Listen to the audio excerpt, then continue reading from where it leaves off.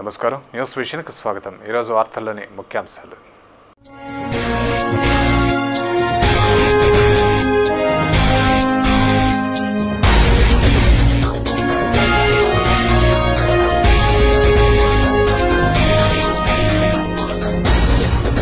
Municipal aided ఉపాధ్యాయుల పట్ల ప్రభుత్వం వివక్ష చూపుతోంది. డిసెంబర్ నెలాఖరులోపు హెల్త్ కార్డులను వర్తింపచేయాలి. ఎమ్మెల్సీలు విటపు బాలసుబ్రహ్మణ్యం, ఎండపల్లి డిమాండ్. యూటీఎఫ్ ఆధ్వర్యంలో ఉపాధ్యాయుల నిరసన.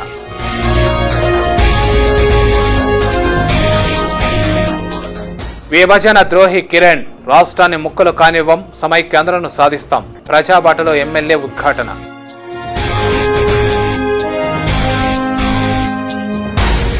కేంద్ర మంత్రులు ప్యాకేజీలను కోరడం సిగ్గుచేటు. మేలు చేయకపోయినా పర్వాలేదు, కీడు చేయకండి. తిరుపతి సమైక్య ఐకాస కన్వీనర్ మబ్బు చెంగారెడ్డి విజ్ఞప్తి.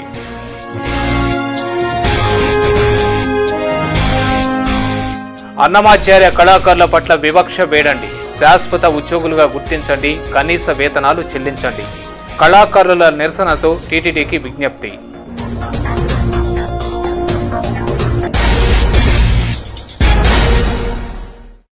వార్తల్లోని వివరాలు. రాష్ట్ర ముఖ్యమంత్రి నల్లారి కిరణ్ కుమార్ రెడ్డి విభజన ద్రోహి అని, ఆయన కేంద్ర అధిష్టానానికి పావుగా మారి ఆంధ్రప్రదేశ్ను ముక్కలు చేయడానికి సహకరిస్తున్నాడని తిరుపతి శాసనసభ్యులు భూమన కరుణాకర్ రెడ్డి ఆరోపించారు. ప్రజాబాటలో భాగంగా ఎమ్మెల్యే మంగళవారం స్థానిక ముత్యాలరెడ్డిపల్లిలోని శాంతినగర్లో పర్యటించారు. ఇంటింటికి వెళ్లి ప్రజా సమస్యలను అడిగి తెలుసుకున్నారు. అంతేగాక విభజనపై ప్రజల అభిప్రాయాలను సేకరించారు. ఎంఆర్పల్లి పంచాయతీ కార్పొరేషన్లో విలీనమైనప్పటి నుండి తమ ప్రాంతం సమస్యలకు నిలయంగా మారిందని, శాంతినగర్ వాసుల గోడును పట్టించుకునే నాథుడే లేడంటూ స్థానికులు ఎమ్మెల్యేకు మొరబెట్టుకున్నారు. అలాగే విభజన ద్రోహులకు బుద్ధి చెబుదామని, రాష్ట్ర సమైక్యత కోసం అందరం కలిసి పోరాడదామని వారు కరుణాకర్ రెడ్డిని కోరారు. స్పందించిన ఎమ్మెల్యే స్థానిక సమస్యల పరిష్కారానికి సమైక్యాంధ్ర కోసం పాటుపడతానని హామీ ఇచ్చారు. అనంతరం ఆయన మీడియాతో మాట్లాడుతూ రాష్ట్ర ముఖ్యమంత్రి కిరణ్ కుమార్ రెడ్డి ప్రజా సమస్యలను గాలి కుదిలేసి విభజనకు సహకరిస్తున్నారని ఆరోపించారు. సీఎం నిర్వాకం వల్ల రాష్ట్రంలో అనిశ్చితి ఏర్పడిందన్నారు. తిరుపతి అభివృద్ధి కోసం 450 కోట్ల రూపాయలు మంజూరు చేస్తామన్న కిరణ్ ఉప ఎన్నికల అనంతరం ఆ ఊసే ఎత్తకపోవడం ఆయన నిరంకుశత్వానికి నిదర్శనమన్నారు. రాష్ట్ర అభివృద్ధి వైఎస్ఆర్సీపీతోనే సాధ్యమన్నారు. జగన్ నాయకత్వం కోసం ప్రజలు ఎదురు చూస్తున్నారని చెప్పారు. ఈ కార్యక్రమంలో వైఎస్ఆర్ కాంగ్రెస్ పార్టీ నాయకులు దొడ్డారెడ్డి సిద్ధారెడ్డి, వెంకటమునిరెడ్డి, మబ్బు నాథముని రెడ్డి, కట్టా గోపి యాదవ్, బొమ్మగుంట రవి తదితరులు పాల్గొన్నారు. అధికారిక లెక్కల ప్రకారం తిరుపతి 4 లక్షల జనాభా అయితే రోజు 1 లక్ష మంది యాత్రికులు అదనంగా తాకిడి ఉన్నది. దానికి తగ్గట్టుగా నీటి సరఫరా సౌకర్యం కానీ, పారిశుద్ధ్యానికి సంబంధించినటువంటి కార్మికుల్ని ఏర్పాటు చేసుకోవటంలో కానీ ప్రభుత్వం పూర్తిగా విఫలమయ్యింది. ఈ ప్రభుత్వం గుడ్డి ప్రభుత్వం, ప్రజలను మోసం చేసేటువంటి ప్రభుత్వం. తిరుపతికి నీళ్లు ఇస్తున్నాను, చిత్తూరుకు దాహార్తిని తీరుస్తాను అని ముఖ్యమంత్రి చెప్పినటువంటి పథకంలో కమిషన్లు కొట్టడానికి మాత్రమే ముఖ్యమంత్రికి అది ఉపయోగపడుతోందే తప్ప తిరుపతి దాహార్తిని తీర్చడానికి ఉపయోగపడేటువంటి పరిస్థితి కనపడటం లేదు. యోగాసనాల ద్వారా సర్వ రోగాలను నివారించవచ్చునని జిల్లా యోగా అసోసియేషన్ కార్యదర్శి చంద్రశేఖర్ పేర్కొన్నారు. మంగళవారం తిరుపతి ప్రెస్ క్లబ్లో ఏర్పాటు చేసిన విలేకరుల సమావేశంలో ఆయన మాట్లాడుతూ ఈ నెల 14న తిరుపతి ఎస్వి ఆర్ట్స్ కళాశాల ఆవరణలోని శ్రీనివాస స్పోర్ట్స్ కాంప్లెక్స్లో ప్రపంచ మధుమేహ దినోత్సవ వేడుకలను ఘనంగా నిర్వహిస్తున్నట్లు తెలిపారు. ఈ దినోత్సవాన్ని పురస్కరించుకుని అక్కడే యోగాపై అవగాహన శిబిరాన్ని నిర్వహిస్తున్నట్లు చెప్పారు. అనంతరం ఉచితంగా డయాబెటీస్ వైద్య పరీక్షలు నిర్వహిస్తామన్నారు. జిల్లా యోగా అసోసియేషన్ ఆధ్వర్యంలో నిర్వహించే యోగా శిబిరానికి నగరంలోని ప్రతి ఒక్కరూ హాజరై జయప్రదం చేయాలని చంద్రశేఖర్ కోరారు. ప్రపంచ ఆరోగ్య సంస్థ ప్రకారము 100కి 5 మంది మాత్రమే ఆరోగ్యవంతులని తేలింది. ఇక్కడ 100కి 95 మంది ఆరోగ్యం లేదు. అంటే ఫిజికల్ యాక్టివిటీకి, శారీరక కదలికలకు దూరంగా ఉంటున్నారు. ఈ మధుమేహానికి యోగా చికిత్స ఎలా చేస్తాము, ఆ అవగాహనలో ఈ మధుమేహానికి యోగా చికిత్స అనేది ఒక 6 అంశాల మీద ముఖ్యంగా ఎక్కువ ఫోకస్ చేస్తున్నాము. పూర్తిందే యోగా ద్వారా యోగాసనాలు ఆ వయసుకు తగిన విధంగా చేయించడం ద్వారా ఒకటి ఆరోగ్యము ప్రపంచంలో ఉండే వ్యక్తులకు అందరికీ కావాలి, కానీ కోరిక మాత్రమే ఉంది. దానికోసం ఎవరు ప్రయత్నం మాత్రం చేయడం లేదు. అనంతరం అసోసియేషన్ నాయకుడు ప్రకాష్ మాట్లాడుతూ 2014 జనవరి 2 నుంచి 5 వరకు బెంగళూరులో అంతర్జాతీయ మధుమేహ సదస్సును నిర్వహిస్తున్నట్లు పేర్కొన్నారు. మనిషిని మానసికంగా, శారీరకంగా శక్తివంతులుగా మార్పు తీసుకురావడమే యోగా ముఖ్య ఉద్దేశమన్నారు. ఈ విలేకరుల సమావేశంలో అసోసియేషన్ నాయకులు డాక్టర్ సప్తగిరి ప్రసాద్, బాలాజీరావు, నగేష్, రామ్ మనోహర్ తదితరులు పాల్గొన్నారు. ఫస్ట్ ఆఫ్ ఆల్ డయాబెటీస్ చూసామంటే ముఖ్యంగా ప్రజెంట్ మన కంట్రీలో ఏపీలో ఎక్కువ ఇన్సిడెన్సెస్ చాలా ఎక్కువ ఉన్నాయి. కాకపోతే యోగా ద్వారా ముఖ్యంగా టైప్ 2 డయాబెటీస్ అంటారు మరియు జెస్టేషనల్ డయాబెటీస్. టైప్ 2 డయాబెటీస్ అంటే పెద్దవాళ్ళకి వచ్చేది.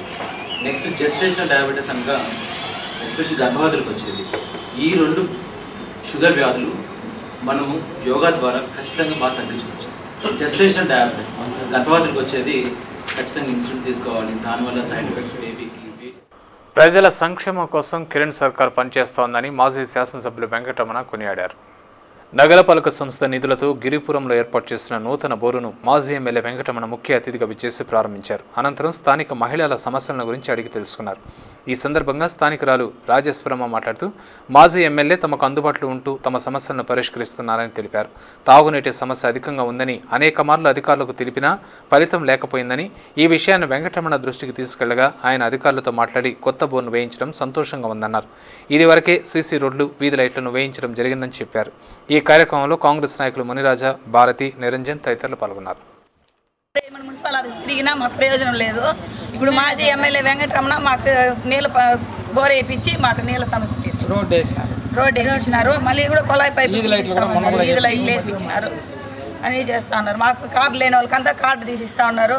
కొలాయిలు ఇప్పుడు కనెక్షన్ కావాలంటే కూడా 200 కడితే కనెక్షన్ తీస్తామంటా ఉన్నారు.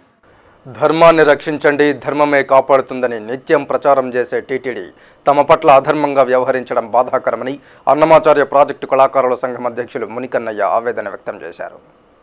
టీటీడీ నిర్వహణలోని అన్నమాచార్య ప్రాజెక్టులో పనిచేస్తున్న కళాకారుల సమస్యలను పరిష్కరించాలని కోరుతూ కళాకారులు అన్నమాచార్య కళామందిరం ఎదుట ధర్నాకు దిగారు.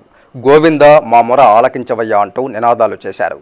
వీరి నిరసనకు రాజకీయ పార్టీల నాయకులు సంఘీభావం తెలిపి నిరసనలో పాల్గొన్నారు. ఈ సందర్భంగా యూనియన్ నాయకులు మునికన్నయ్య మాట్లాడుతూ గత 19 సంవత్సరాలుగా అన్నమాచార్య ప్రాజెక్టులో పనిచేస్తున్నామని తెలిపారు. త్రికరణ శుద్ధితో పనిచేస్తూ శ్రీవారి పాటలను విశ్వవ్యాప్తం చేస్తున్న కళాకారుల పట్ల టీటీడీ నిర్లక్ష్యంగా వ్యవహరించడం సరియైంది కాదన్నారు. చాలీచాలని వేతనాలు, పెరిగిన ధరలు, అనారోగ్యం వంటి అనేక సమస్యలతో కళాకారులు ఇబ్బందులు ఎదుర్కొంటున్నారని తెలిపారు. సంగీతంపై ఆధారపడి కళను నమ్ముకుని జీవిస్తున్న తమకు టీటీడీ న్యాయం చేయాలని కోరారు. తమను శాశ్వత ఉద్యోగులుగా గుర్తించి కనీస వేతనాలను చెల్లించాలని డిమాండ్ చేశారు. మాకు 2008లో బోర్డు తీర్మానం అమలు అయ్యాయి. అవి ఇంతవరకు అమలు కాలేదు. మాకు గుర్తింపు కార్డులు ఇవ్వాలని, వైద్య సౌకర్యం కలిగించాలని, తర్వాత ఏంటంటే మమ్మల్ని శాశ్వత ఉద్యోగులుగా గుర్తించాలని ఈ యొక్క డిమాండ్ చేస్తున్నాము. మాకు ప్రోగ్రామ్స్ బేసిస్ విధానాన్ని రద్దు చేసి నెలవారీ జీతాలు వచ్చే విధంగా మాకు యాజమాన్యము అవకాశాన్ని కల్పించి దాన్ని ఏర్పాటు చేయాలి. ఏర్పాటు చేసేంత వరకు మా యొక్క ఉద్యమాన్ని తీవ్రతరం చేస్తూనే ఉంటాము.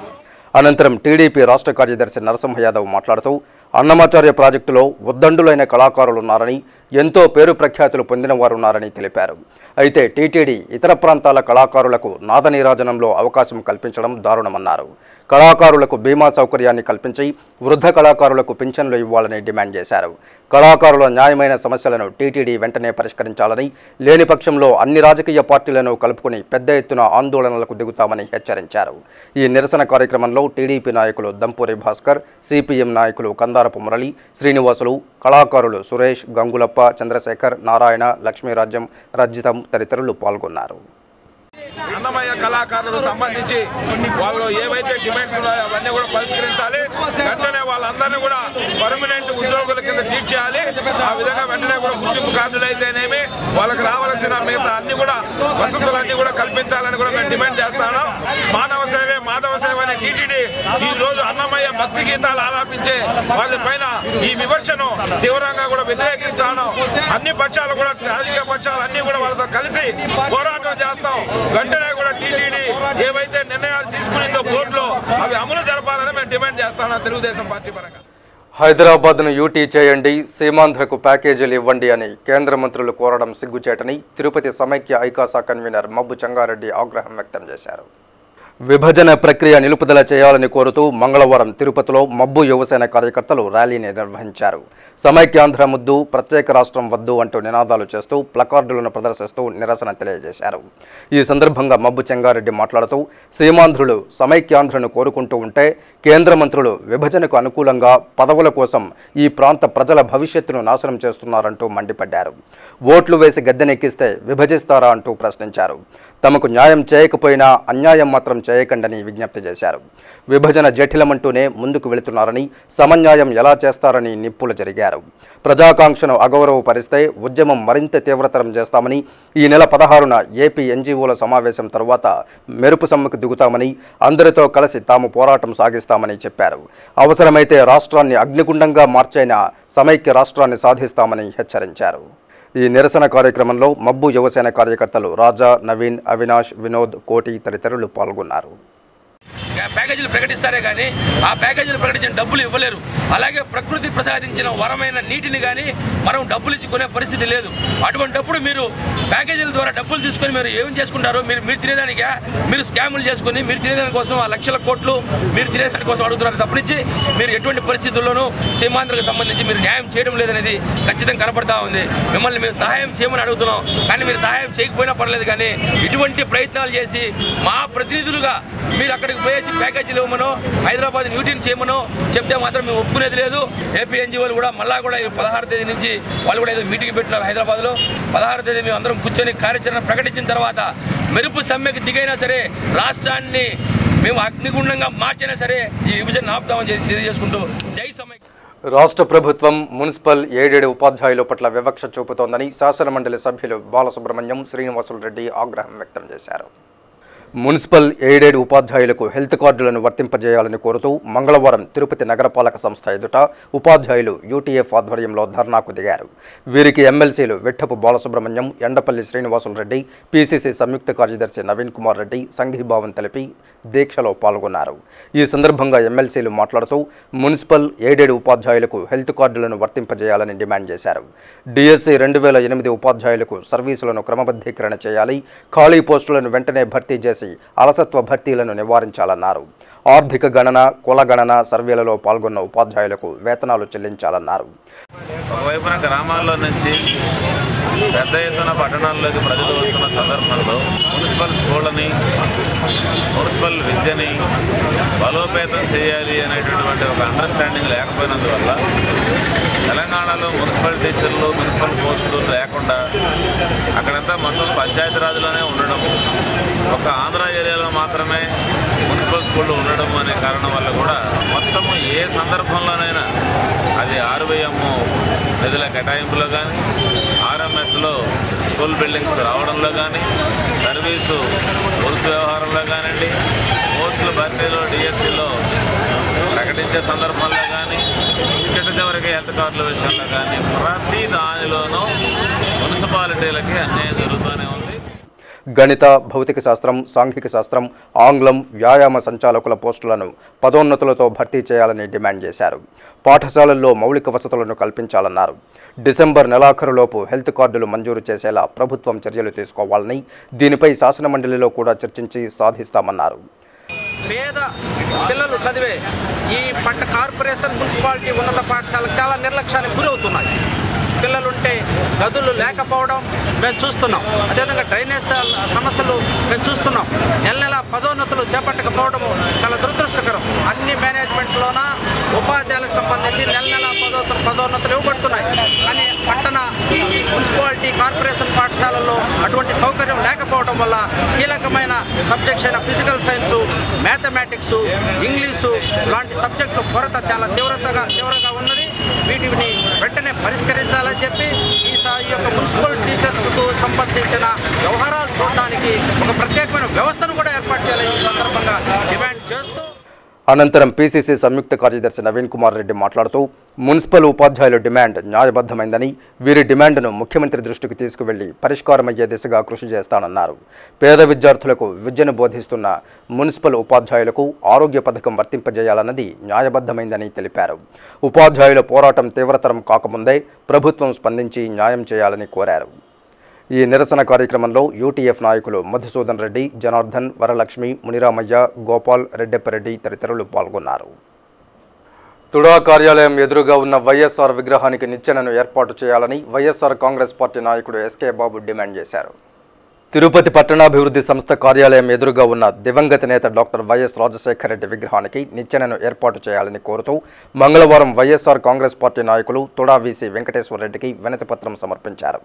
అనంతరం ఆ పార్టీ నాయకుడు ఎస్కే బాబు తుడా కార్యాలయం వెలుపల మీడియాతో మాట్లాడారు.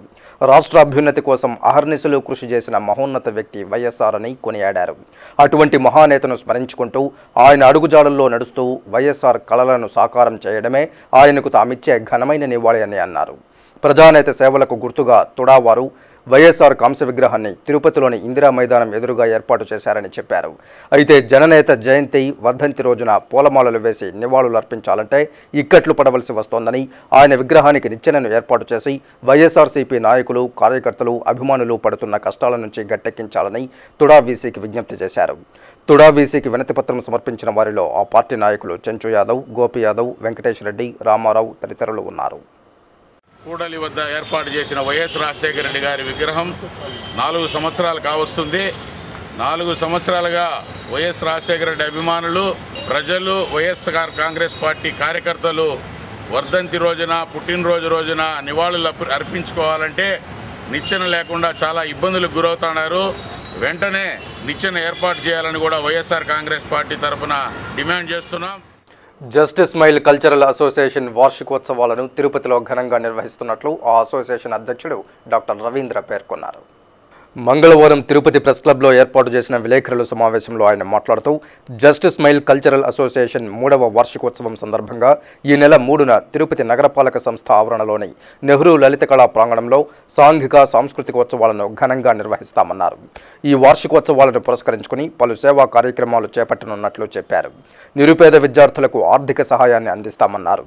ఎదుటివారి కళ్లలో సంతోషాన్ని చూడడమే జస్టిస్ స్మైల్ ప్రధాన ఉద్దేశమన్నారు. ఉన్నత ఆశయంతో నిర్వహిస్తున్న వార్షిక వేడుకలను జయప్రదం చేయాలని ఆయన నగర ప్రజలను కోరారు. ఈ రోజుల్లో ఎంతమంది మంచి నవ్వుని నవ్వగలుగుతున్నారు? వ్యాపారం కోసం, లేకపోతే బిజినెస్, మరి తనకేదైనా లాభం కోసం ఇంకేదన్నా మాట్లాడి ఆ క్షణానికి మాత్రం రాని నవ్వుని నవ్వుకుని ఎలా వెళ్ళిపోవడం, కానీ ఆత్మతృప్తితో గుండెల మీద చేసుకుని కాస్త ఒక్క సెకండ్ నవ్వితే చాలు అనే దృక్పథంతో ఈ జస్టిస్ స్మైల్ అనేటటువంటి సంస్థని మేమందరం కూడా యూనిట్గా ఎన్నుకుని ఈ సంస్థను పెట్టడం జరిగింది. ఈ సంస్థలో గత 3 సంవత్సరాలుగా తల్లిదండ్రులు పూర్తిగా కోల్పోయినటువంటి ఎయిడ్స్ పేషెంట్ పిల్లలను స్టేజ్లో ప్రజెంట్ చేయబోతున్నాం. అలాంటి పిల్లలను దగ్గరకు తీసుకుని వాళ్ళకు కావలసినటువంటి నిత్యావసర వస్తువులను మా చేతనైన పరిధిలో రోజుకి ఒక 200 రూపాయలు వాళ్ళ కోసం పక్కన పెట్టుకున్నాం. ఏ సంబంధము లేని తనను పోలీసులు హత్య కేసులో ఇరికించి మానసికంగా ఇబ్బందులకు గురి చేస్తున్నారని ఎస్టీఎఫ్ కానిస్టేబుల్ వాసు ఆరోపించారు.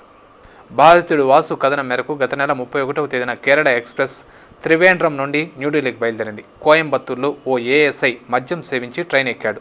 ఇతనితో డ్యూటీలో ఉన్న టీటీకి ఏఎస్ఐకి మధ్య గొడవ జరిగింది. సేలం జోలార్పేట వద్ద వారి గొడవ తీవ్ర స్థాయికి చేరుకుని ఏఎస్ఐ టీటీపై చేయి చేసుకున్నాడు.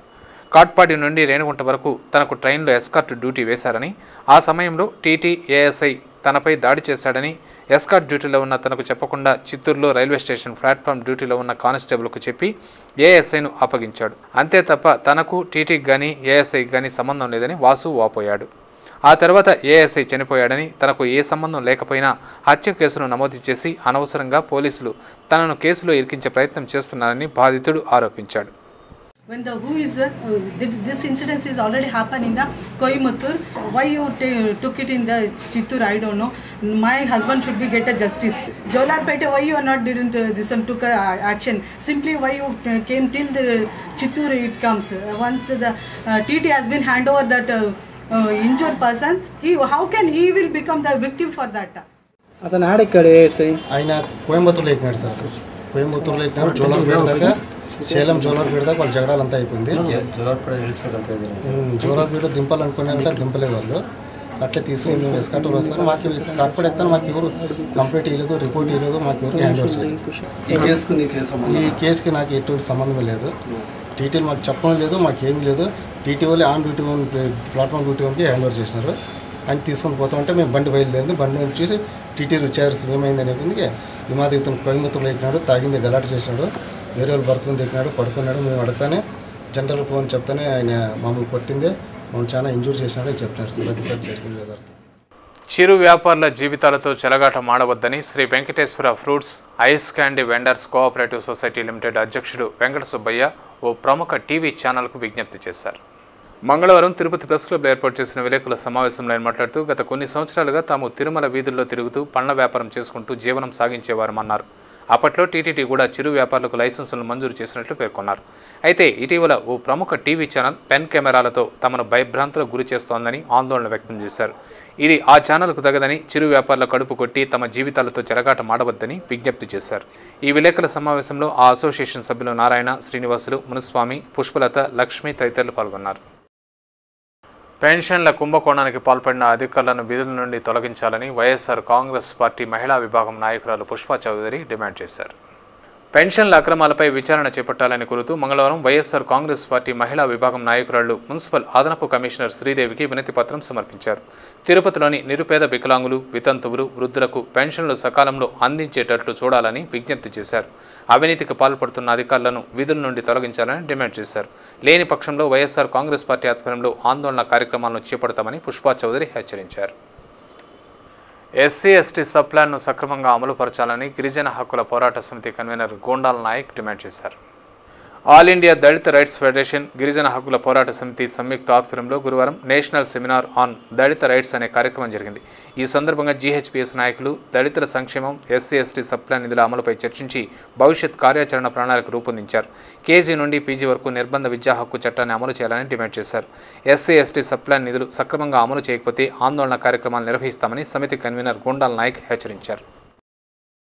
తిరుమలలో భక్తుల రద్దీ కొనసాగుతోంది. శనివారం సుమారు 26,000 మంది భక్తులు శ్రీవారిని దర్శించుకోగా ఇంకా 17 కంపార్ట్మెంట్లలో భక్తులు స్వామివారి దర్శనార్థం వేచి ఉన్నారు.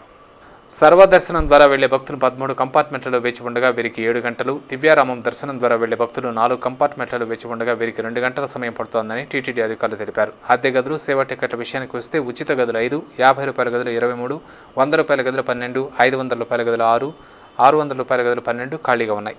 వసంతోత్సవం టికెట్లు 331, ఆర్జిత బ్రహ్మోత్సవం టికెట్లు 30, సహస్ర దీపాలంకరణ సేవ టికెట్లు 340 అందుబాటులో ఉన్నాయి. వీటిని బుధవారం ఉదయం తిరుమల విజయ బ్యాంకులో పొందవచ్చునని టీటీడీ అధికారులు తెలిపారు.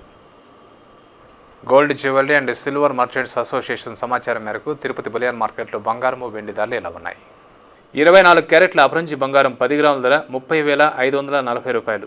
22 క్యారెట్ల నగలు బంగారం 1 గ్రామ్ ధర ₹2,884. వెండి 1 కిలో ధర ₹48,460. రీటైల్ వెండి 1 గ్రామ్ ధర ₹51.90 ఉంటుంది. వార్తలు ముగించే ముందు ముఖ్యాంశాలు మరోసారి.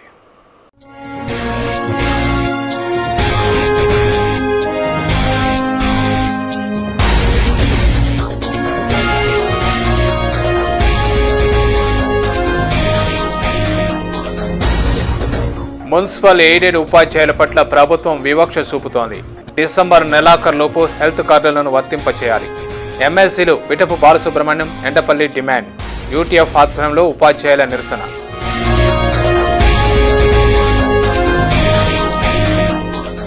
విభజన ద్రోహి కిరణ్, రాష్ట్రాన్ని ముక్కలు కానివ్వం, సమైక్యాంధ్రను సాధిస్తాం. ప్రజాబాటలో ఎమ్మెల్యే ఉద్ఘాటన.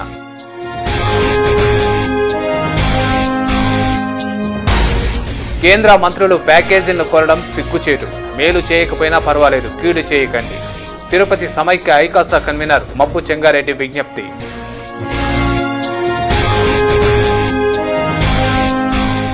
అన్నమాచార్య కళాకారుల పట్ల వివక్ష వేడండి.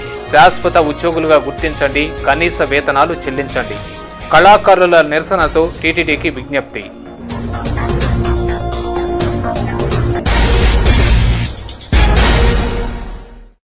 ఈ వార్తలు ఇంతటితో సమాప్తం. సమగ్ర సమాచారంతో న్యూస్ విషయంలో మళ్ళీ కలుసుకుందాం. అంతవరకు సెలవు. నమస్కారం.